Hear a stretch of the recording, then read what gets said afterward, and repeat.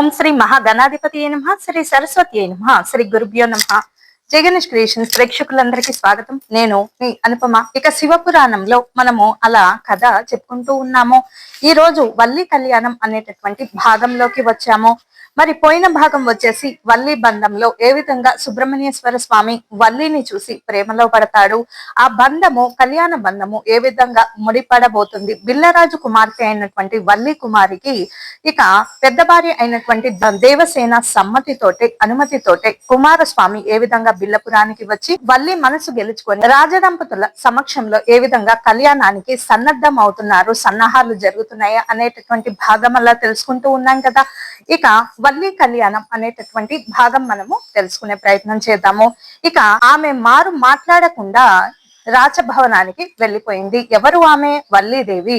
కుమారస్వామి ఎప్పుడైతే నేనే దేవసేనాధ్యక్షుణ్ణి, నేను సుబ్రహ్మణ్యేశ్వర స్వామిని అని చెప్పాడో అక్కడ మిగిలిన చెల్లులంతా కూడా ఉన్నారన్న ధ్యాస కూడా లేకుండా వల్లి కుమారి స్వామి చరణాలకు అంటే సుబ్రహ్మణ్యేశ్వర స్వామి పాదాలకు ఇక సాష్టాంగ పడి భక్తితోటి ప్రణమిల్లింది. వెంటనే ఆ సుకుమారిని ఆప్యాయంగా పైకి లేవనెత్తి నీవు ఉండే చోటు ఇది కాదు అని చెప్పి అంటూ ఆమెను హృదయానికి దగ్గరగా హత్తుకున్నాడు కుమారస్వామి.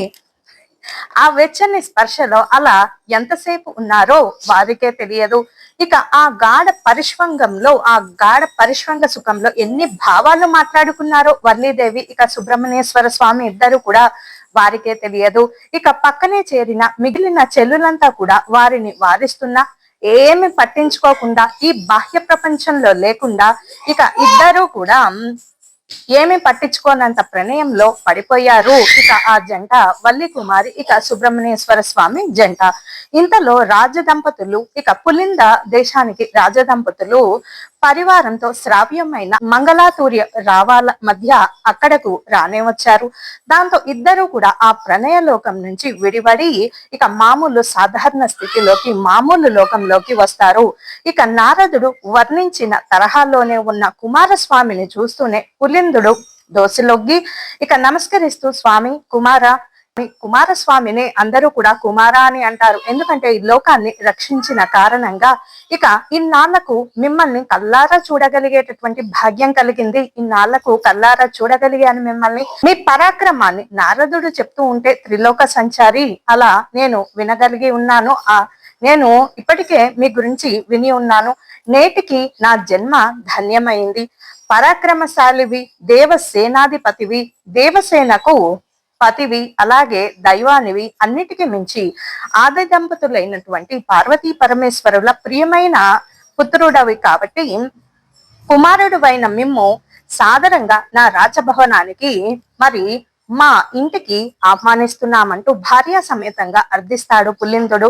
వారి ఆహ్వానాన్ని మన్నించినటువంటి కుమారస్వామి ఇక వారితో బిల్లపురానికి వెళ్తాడు. ఇక వెంటనే కుమారస్వామి బిల్లపురానికి రాగానే తన తల్లిదండ్రులైనటువంటి పార్వతీ పరమేశ్వరులకు ఈ సంగతి తెలియజేయాల్సిందిగా పులిందుడిని ఆదేశిస్తాడు. ఇక వెంటనే కైలాసానికి వర్తమానం పంపిస్తారు పులింద రాజదంపతులు. రాజు మనసు ఆకాశంలో తేలియాడుతూ ఉంటుంది. మరి సాక్షాత్తు ఈ లోకానికి ఆది పూజ్యులైన మరి మాతాపితరులైనటువంటి పార్వతీ పరమేశ్వరుల పుత్రుడు సుబ్రహ్మణ్యేశ్వర స్వామి వారితోటి బియ్యం అందడం అంటే ఆది దంపతులైన కైలాసాచల వాసులు ఉమామహేశ్వరులు తన గృహాన్ని పావనం చేస్తారు. వారితో పాటు బ్రహ్మ విష్ణువులు కూడా వాణి లక్ష్మి సహితంగా వస్తారు అని ఉప్పొంగిపోతూ ఉంటాడు.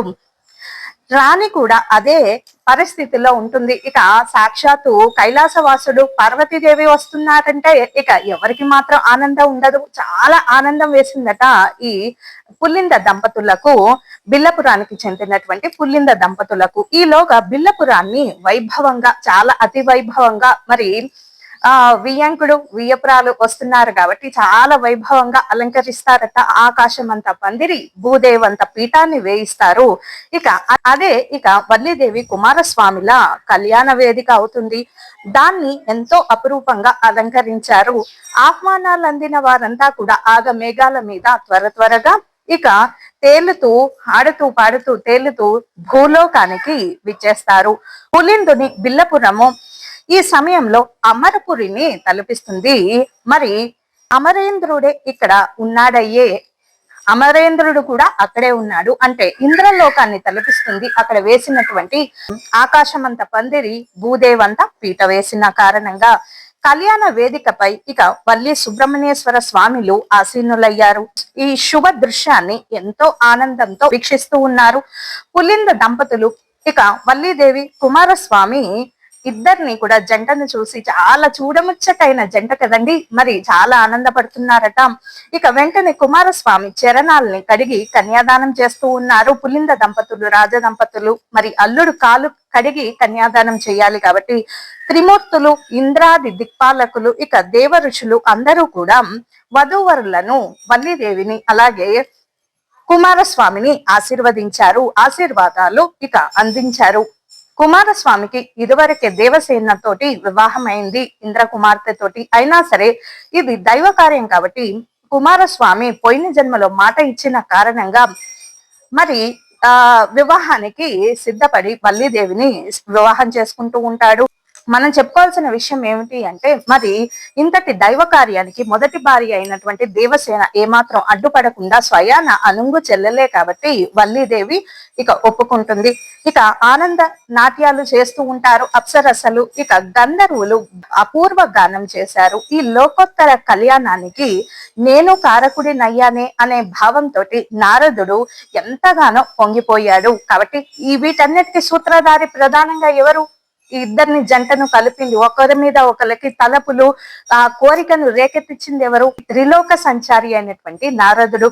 ఈయన ఒక పట్టాన ఒక చోట ఉండడు, ఎక్కడెక్కడికో ముడి పెడుతూ ఉంటాడు. కాబట్టి కుమారస్వామి కూడా నారదునికి ప్రత్యేకంగా కృతజ్ఞతలు తెలియజేశారు. ఎందుకంటే ఇంతటి అందగతే అంత మాత్రమే కాదు, మంచి గుణవంతురాలు, శీలవంతురాలు, అలాగే అందమైనటువంటి స్త్రీని తనకు అర్ధాంగిగా అయ్యేటటువంటి అవకాశము మరి దారి చూపించినందుకు కుమారస్వామి కూడా సాదరపూర్వకంగా నారదుడికి మరి కృతజ్ఞతలు తెలియజేస్తూ ఉంటారు. ఇదంతా కూడా వల్లి కళ్యాణము తర్వాత అలా కొనసాగింపుగా శివపురాణము అలా వింటూ ఉండండి. మనం కథలు చెప్పుకుంటూ ఉంటే దాంట్లో నిగూఢంగా ఏ పరిస్థితుల్లో ఎలా ప్రవర్తించాలి, ఎలా ప్రవర్తించకూడదు, క్లిష్టమైన పరిస్థితి వచ్చినప్పుడు ఏం చెయ్యాలి, అప్పుడు చాలా సున్నితంగా పరిస్థితి నుంచి ఎలా బయటపడాలి, ఇవన్నీ కూడా చాలా బాగా మనకు తెలిసి వస్తూ ఉంటాయి.